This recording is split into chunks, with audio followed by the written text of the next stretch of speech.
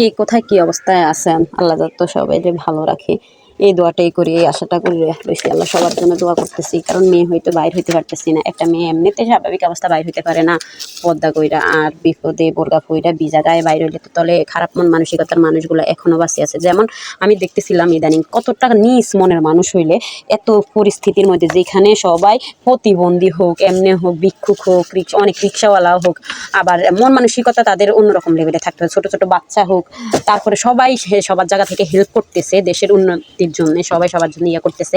আর ওইখানে বাসা ভাড়া বাড়াই দিছে, জিনিসপত্রের দাম বাড়াই দিছে। রিক্সাওয়ালা যেমন রিক্সাওয়ালার 10 টাকা করে টাকা করে ভাড়তি নিতেছে, সিএনজিওয়ালা ভাড়তি নিতেছে। ওদের বিবেক বুদ্ধি কোথায় আছে? বিপদে পড়ে এখন এই বিপদে মানুষ হেল্প করে।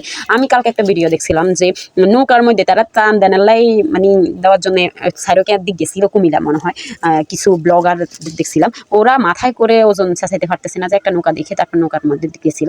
আর কি এই দেখি তারা কি করলো, এখানে ওই নৌকা ভাইটা সবগুলো ফালাই দিছে, টাকা দিব তারপর ফালাই দিছে। কত বিবেক তাদের! মানে এক এক সময় এক এক মানুষের পরিস্থিতি। আসলে দেশটা শুধু ভালো হোক, তারপরে ওদের শিক্ষা আসলে একবার হলেও দেওয়া দরকার। যারা অন্তত বাসা ভাড়া বাড়াইছে আর জিনিসপত্রের দাম বাড়াই দিছে, রিক্সার দাম বাড়াই দিছে, কিছু কিছু সবার না, কিছু কিছু মানুষের বিবেক অনেক ভালো, কিছু কিছু অনেক খারাপ। ওরা নিজ মনের মানুষ। ওরা মনে হয় কেয়ামত আসা পর্যন্ত, কেয়ামত যদি কালকে হয়, তারা আজকেই দাফন কাফনের জিনিসপত্র বাড়াই দিবে, এমন অবস্থা। মানে সবাই মরে যাবে, দাফন কাফন করতে হবে, এরকম অবস্থা। যাই হোক, আমার এইদিকে মানে আমি যেখানে থাকি ওইদিকে পরিস্থিতি অনেক আগে খারাপ ছিল। 2-3 দিন আগে ঘরে পর্যন্ত পানি চলে এসে, সবার ঘরে পানি, এখন অনেকের ঘরে পানি আছে। আমি ওইদিকে যাইনি, একটু হাঁটতে গেছিলাম।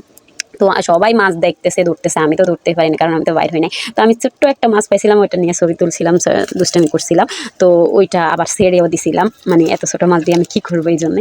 তো যাই হোক, সবাই ভালো থাকবেন নিজ নিজ জায়গায়। আমাদের এদিকের পরিস্থিতিও ভালো না, এখনো বৃষ্টি হইতেছে। যাই এইদিকে উঁচ জায়গা থেকে নিচ দিকে পানি গেছে, তো নিচের যারা আছে তারা আরও বেশি পরিস্থিতি, তাদের গলা পর্যন্ত এখনো পর্যন্ত পানি আছে। আমরা তো ওইদিকে যাই না, কারণ উঁচা জায়গার মধ্যে আছে, ওইদিকে বাইরে তো হয়নি। যাই হোক, সবাই ভালো থাকবেন, সুস্থ থাকবেন, আর বিবেকহীন মানুষদের আল্লাহ রহমত হেদায়েত দান করুক। আর কিছু বলবো না, সবাই ভালো থাকবেন। আসসালামু আলাইকুম।